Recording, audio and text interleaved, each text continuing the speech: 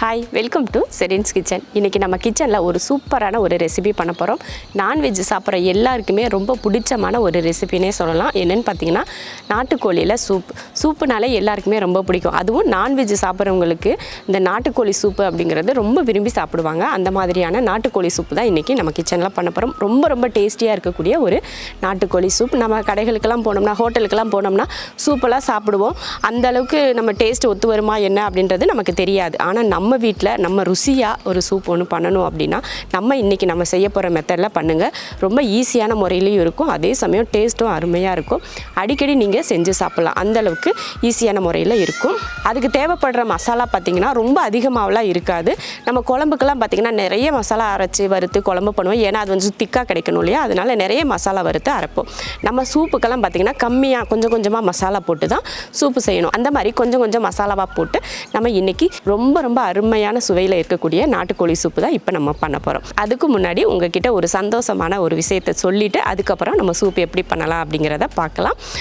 அது என்ன சந்தோஷம் அப்படின்னு பார்த்தீங்கன்னா, நமக்கு வந்து செரின் வீட்டு சாப்பாடு அப்படின்னு சொல்லிட்டு ஒரு சேனல் இருக்குது அப்படின்றது எல்லாருக்குமே தெரியும். அந்த சேனலில் நம்ம வந்து லஞ்ச் மெனுவாக ஒரு காம்போவாக தான் அதில் ரெசிபி வந்து நம்ம எப்போயுமே ஒரு நாள் விட்டு ஒரு நாள் அப்லோட் பண்ணிகிட்ருக்கோம். நிறைய பேர் அதை விரும்பி செஞ்சு சாப்பிட்டு நிறைய பேர் கமெண்ட்ல எல்லாம் சொல்கிறீங்க. அது எனக்கு ரொம்ப சந்தோஷமாக இருக்கும். அந்த சந்தோஷத்தோட இன்னொரு சந்தோஷத்தையும் உங்ககிட்ட நான் ஷேர் பண்ணிக்கணும். என்னன்னு கேட்டிங்கன்னா, நம்ம செரின் வீட்டு சாப்பாடு சேனல் வந்து 5 லட்சம் சப்ஸ்கிரைபரை ரீச் பண்ணியிருக்கு. ரொம்ப பெரிய விஷயம் இது. குறைஞ்ச நாட்கள்லையேவும் நீங்கள் 5 லட்சம் சப்ஸ்கிரைபர் பண்ணி என்னை ரொம்ப சந்தோஷப்படுத்தியிருக்கீங்க. ரொம்ப சப்போர்ட் பண்ணியிருக்கீங்க. உங்கள் கமெண்ட்ஸ் ஒன்றையும் பார்க்குறப்போ என்னையே உற்சாகப்படுத்துகிற மாதிரி இருக்கும். உங்கள் கமெண்ட் மூலமாக தான் நான் இன்னும் எனர்ஜியாகவே இருக்கேன்னே சொல்லலாம். அந்த மாதிரி உங்கள் ஒவ்வொரு கமெண்ட்டும் பார்க்குறப்போ எனக்கு ரொம்ப சந்தோஷமாக இருக்கும்.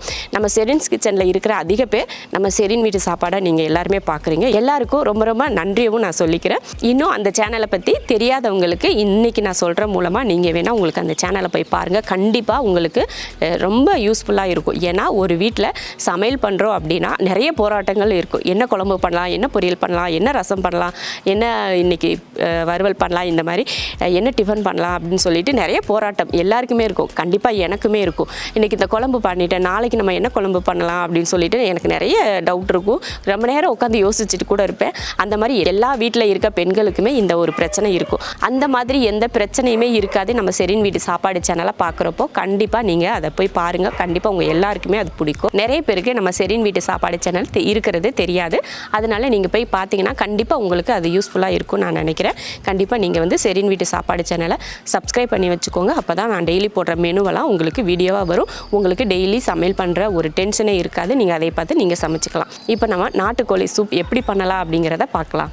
நாட்டுக்கோழி சூப் பண்ணுறதுக்கு பார்த்திங்கன்னா இந்த மாதிரி தோலோடையே நான் எடுத்து வச்சுருக்கேன். ரெக்கை, இந்த மாதிரி கால், அப்புறம் அந்த கோழியோட முட்டி, இந்த மாதிரி இருக்கிற இதெல்லாம் நீங்கள் சூப்புக்கு வந்து யூஸ் பண்ணிக்கலாம். நம்ம வீட்டில் வந்து நாட்டுக்கோழியெல்லாம் வாங்குறப்போ பார்த்திங்கன்னா இந்த மாதிரி ரெக்கையெல்லாம் இருக்கும் பார்த்திங்களா, ரெக்கை முட்டி இதெல்லாம் இருக்கும்.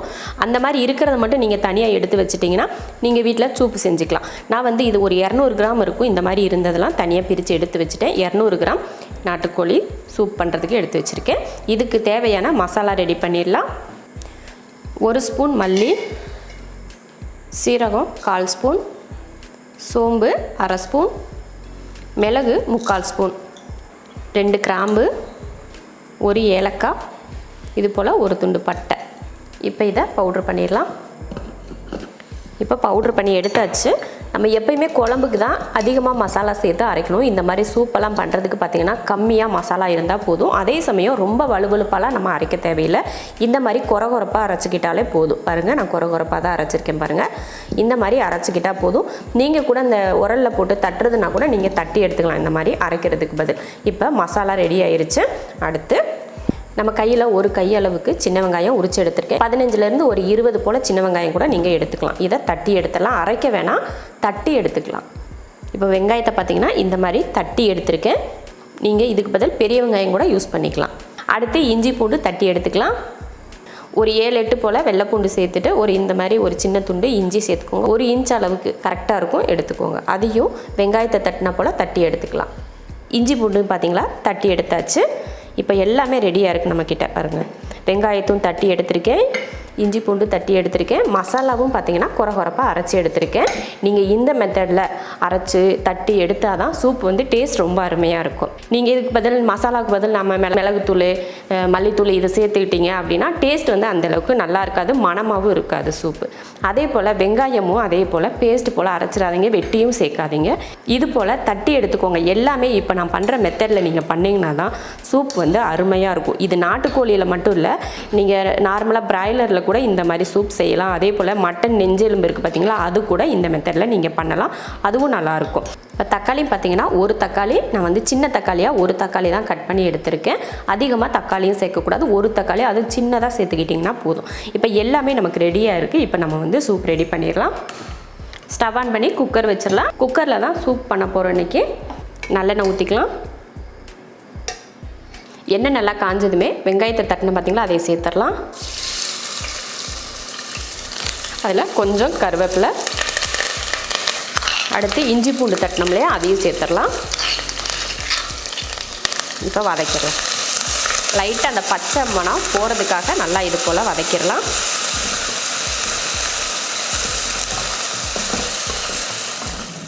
இந்த போல் வதக்குனதுக்கப்புறமா நம்ம எடுத்து வச்ச நாட்டுக்கோழியை சேர்த்துக்கலாம்.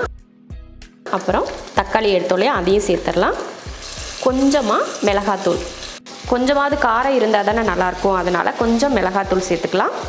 அடுத்து மஞ்சள் தூள், நம்ம பவுட்ரு பண்ணி வச்சுருக்கோம் இல்லையா அந்த மசாலா, தேவையான உப்பு எல்லாம் சேர்த்ததுக்கப்புறம் நல்லா வதக்கி விடலாம். இதை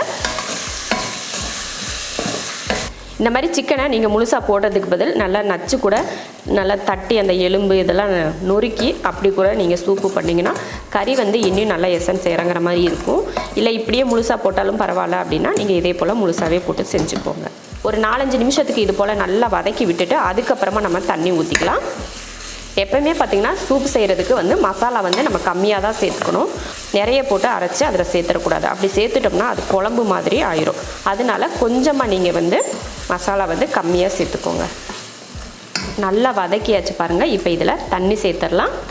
நான் வந்து ஒரு 5 பேர் குடிக்கிற அளவுக்கு தண்ணி சேர்த்துக்கிறேன். 200 கிராம் நாட்டுக்கோழி நம்ம எடுத்திருக்கோம். அந்த 200 கிராமுக்கு நம்ம அரைச்ச மசாலா வந்து கரெக்டாக இருக்கும். அளவுக்கு அதிகமாக நீங்கள் செய்யணும்னு நினச்சிங்கன்னா மசாலா இன்னும் கொஞ்சம் நீங்கள் அதிகப்படுத்திக்கணும். உப்பு தண்ணியெல்லாம் சேர்த்தாச்சு. ஒரு கொதி வரட்டும், அதுக்கப்புறம் மூடி போட்டு விசில் விட்டுக்கலாம். இப்போ நல்லா கொதிக்க ஆரம்பிச்சிருச்சு. குக்கர் மூடி போட்டு விசில் போட்டாச்சு. 5 விசில் விட்டு ஆஃப் பண்ணிக்கலாம். 5 விசில் விட்டு ஆஃப் பண்ணி ஸ்டீம்லாம் இறங்கிருச்சு. சூப்பராக இருக்குது பாருங்கள், பார்க்குறதுக்கு அருமையாக இருக்குது. இப்போ நம்ம எப்பயுமே நான் சொல்கிறது தான், நம்ம குக்கரில் குழம்போ இல்லை ஏதோ வேக வச்சாலும் மறுபடியும் அதை கொதிக்க வச்சுட்டு அதுக்கப்புறமா தான் நம்ம எடுத்து பரிமாறிக்கணும். இப்போ நான் மறுபடியும் ஸ்டவ் ஆன் பண்ணியிருக்கேன். ஒரு 10 நிமிஷத்துக்கு நல்லா கொதிக்கட்டும், அதுக்கப்புறமா நம்ம எடுத்துக்கலாம். சூப்பராக பார்த்திங்கன்னா கறியெல்லாம் கூட நல்லா வெந்து, அதான் கறி வந்து லைட்டாக பிரிஞ்சு வரக்கூட ஆரம்பிச்சிருச்சு பாருங்கள். கறியெல்லாம் நல்லா வெந்து அந்த பிரிஞ்சு வந்திருக்கு பார்த்திங்களா, அந்த மாதிரி வந்தாலே கறி நல்லா வெந்திருக்குன்னு அர்த்தம். இப்போ இது நல்லா கொதித்து வேகட்டும் ஒரு 10 நிமிஷம், அதுக்கப்புறமா நம்ம எடுத்துக்கலாம். 10 நிமிஷம் கிட்ட நல்லா வெந்து வத்திருச்சு பாருங்கள். சூப்பருங்க, இந்த மாதிரி சூப்பராக வந்திருக்கு. இதுக்கு மேலே நம்ம வேக வைக்க தேவையில்லை. 10 நிமிஷம் கிட்ட வெந்து இந்தளவுக்கு வத்தி வந்திருக்கு பாருங்கள். இந்தளவுக்கு போதும். இப்போ அடுப்பை ஆஃப் பண்ணிடலாம். ஆஃப் பண்ணிவிட்டு இதில் மிளகுத்தூள் போட்டுக்கலாம். ஒரு 1/2 ஸ்பூன் அளவுக்கு சேர்த்துக்கோங்க. அடுத்து கொஞ்சம் கருவேப்பிலை, அடுத்து மல்லித்தலை, அடுத்து நல்லெண்ணெய் சேர்த்துக்கலாம். மேலே ஒரு 2-3 ஸ்பூன் அளவுக்கு நல்லெண்ணெய் சேர்த்துக்கோங்க. சேர்த்துட்டு கலந்து விட்டோம்னா சூப்பரான நாட்டுக்கோழி சூப் ரெடி. அருமையாக இருக்குது பாருங்கள். கலர் பார்க்கவே பயங்கரமாக இருக்குது. எப்படா சாப்பிட்லாம் அப்படின்ற மாதிரி இருக்குது. ரொம்ப சூப்பரான ஒரு நாட்டுக்கோழி சூப். இதே போல் நீங்கள் பிராய்லரில் கூட நீங்கள் பண்ணுறதுன்னா பண்ணலாம். பிராய்லர்லேயும் இதே போல் தான், அந்த ரெக்கை அந்த கால் இந்த மாதிரி இருக்கும் இல்லையா, தலை கூட இதில் சேர்க்குறதுனாலும் சேர்த்துக்கலாம். இந்த மாதிரி எல்லாம் சேர்த்து நீங்கள் இந்த மாதிரி சூப் பண்ணிட்டீங்கன்னா அவ்வளோ அருமையாக இருக்கும் நமக்கு சாப்பிட்றதுக்கு. அடிக்கடி இந்த மாதிரி நீங்கள் செஞ்சு சாப்பிட தோணும், அந்தளவுக்கு ருசி அருமையாக இருக்கும். இதே போல் சூப் நீங்களும் செஞ்சு பார்த்துட்டு எப்படி இருக்குன்னு சொல்லிவிட்டு கமெண்ட்டில் சொல்லுங்கள். பிடிச்சிருந்தால் லைக் பண்ணிவிட்டு ஷேர் பண்ணிவிட்டு நம்ம செரின்ஸ் கிச்சன் சேனலை சப்ஸ்கிரைப் பண்ணி பக்கத்தில் இருக்க பெல் ஐக்கானை கிளிக் பண்ணி வச்சுக்கோங்க.